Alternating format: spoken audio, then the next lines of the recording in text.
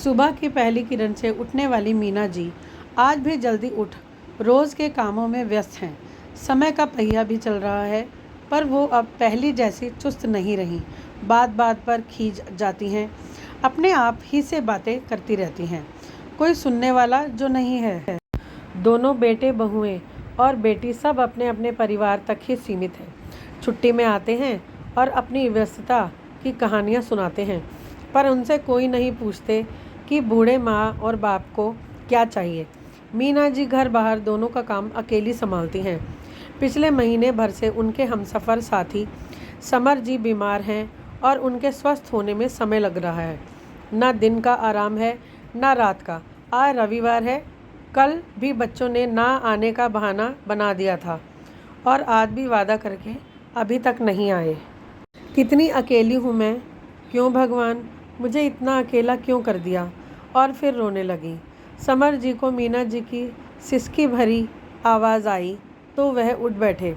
दूसरे कमरे में गए जहाँ मीना जी रो रही थीं। जानते तो वो भी थे, पर पूछ बैठे। आपके साथ मेरी शादी को 50 साल हो गए हैं। क्या आपने कभी जानने की कोशिश की कि मेरी भी आपसे कोई उम्मीद हो सकती है। उम्र भर ना आपने साथ दिया, ना आपकी माताजी ने मुझे समझा। बस घर, आपका परिवार, आपके दोस्त, आपके रिश्तेदार, आपके बच्चे, इन्हीं में उलझ गई। कभी 2 पल भी मेरे साथ बैठकर बात नहीं की। सारा दिन काम काम और बस काम। बच्चों को पालने, पढ़ाने और शादियां कर घर बसाने तक लगी रही।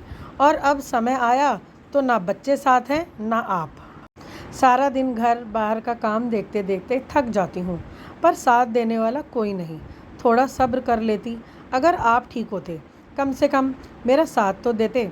मीना जी बोले जा रही थी। समर जी ने आगे बढ़कर उनके आंसू पोंछ दिए। बड़े शांत होकर बोले, बाप रे बाप, तुम्हें मुझसे कितनी शिकायतें हैं। मैं तो ये समझता था कि तुम मेरे घर की नींव हो। तुमसे ही मैं हूँ और मेरा ये परिवार। तुम्हें हर वक्त मजबूत और समझदार देखकर खुद पर गर्व करता था कि तुम मेरे जीवन का सबसे बेहतरीन तोहफा हो। तुम्हारे बिना मैं कुछ नहीं हूँ, पर आज तुम्हें यूँ रोता नहीं देख सकता। मैं ठीक हो रहा हूँ तुम्हारी सेवा और साथ से। उम्र का बड़ा हिस्सा अपने परिवार की जिम्मेदारी में गुजर गया। अब बाकी के सारे पल तुम्हारे। मैं तुम्हारे ही साथ हूँ। कोशिश करूँगा कि तुम्हारी आँख में फिर कभी आंसू ना आए। रही बच्चों की बात, उनको भी तो अपने घर परिवार की जिम्मेदारियाँ निभानी हैं। मिलने आते हैं, क्या हुआ जो आए नहीं आए। चलो उठो, आंसू पोंछो और खाना खा लो। आज से तुम मेरा ख्याल रखना और मैं तुम्हारा। समर जी की बातों से मीना जी थोड़ा सहारा मिला। समर जी ने मीना जी को खाना तो खिलाया ही और पुरानी बातें भी याद दिलाईं, जब उनकी नई नई शादी हुई थी। ये सब सुनकर उन्हें शर्म तो आई ही, ये एहसास भी हो गया कि समर जी पहले भी उन्हें समझते थे और आज भी। सिर्फ जिम्मेदारियों में वो एहसास कहीं खो गए थे जो अब भी जिए जा सकते हैं। कल आने वाला दिन नया और खूबसूरत होगा, ये सोच के ही मीना जी मुस्कुरा दी। तो दोस्तों, आज मैं आपसे एक सवाल करती हूँ कि जिस स्टेज पर आज हमारे माता पिता हैं, कल हम भी उसी स्टेज पर होंगे।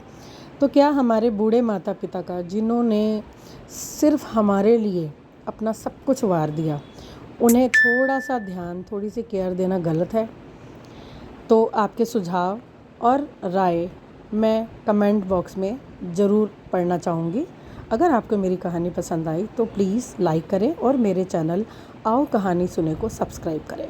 और आप किस तरह की कहानियाँ सुनना चाहते हैं मुझे ज़रूर बताएं। राधे राधे।